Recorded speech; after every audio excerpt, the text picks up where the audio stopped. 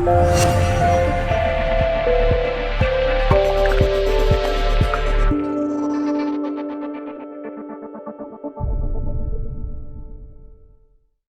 was it? It was Taurus and Libra, I think. Libra, and we got the Tauruses, so Libra's last.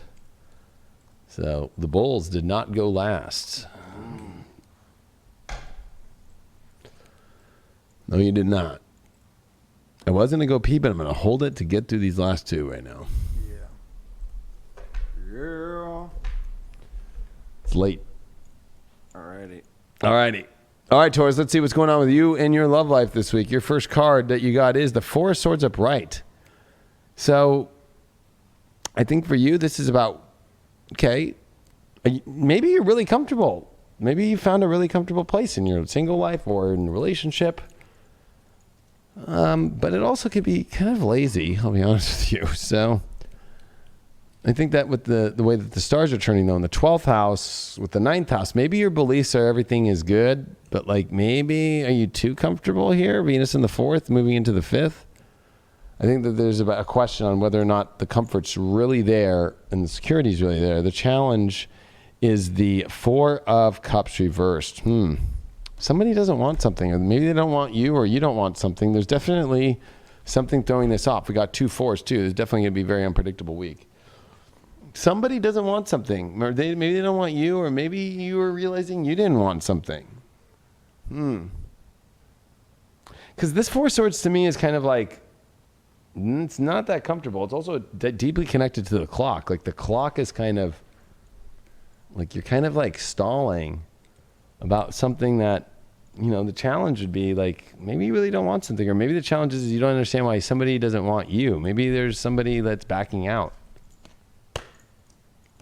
Queen of Wands reversed. Yeah, there's definitely not the initial energy of what was thought overall of love and passion and nurturing that you thought was going to be there. Maybe somebody's just not giving you the full emotional nurturing and the love that they said they were going to. And the shadow to that is well, look at this, fucking the revenge. Yeah, you might be really pissed this week. Somebody's not showing up for you, and don't go take revenge. Shadow in this is also revenge of, well, I'll show you kind of energy, like, but don't do things for that. Or did you end up into this to show somebody else in the past, like, oh, I'll show you? Well, that's what you end up with when you enter in a relationship for revenge. Did you go into a relationship for revenge? You hook up with somebody for revenge, you can pull the High Priestess reversed. Yeah. Definitely not following spirit at all. So you thought you were comfortable to go do something that was very neurotically not connected at all spiritually. You felt comfortable with that. But I think what you're revealing this week is a situation to where you entered into something, or you have been acting in your relationship from a place of upset, anger. This is Mars retrograde in your 12th house, squaring Saturn. It would be feeling like a what the fuck moment. And I'm sorry, Tauruses, but you guys have had a lot of that with all that Uranus and Aries that was happening. And now it's Mars retrograde, now Chiron. Like, you've been dealing with a lot of 12th house issues here with hard planets. And the overall with that Queen of Wands, you pull greed. Well, okay. Do you do it for money? Are you in a relationship about money and there's no love? I feel like Tauruses this week have to do a complete rewrite on what the fuck they're doing in their relationship life, and especially about, like, did you buy something to make it better? Did somebody buy something to make you feel better?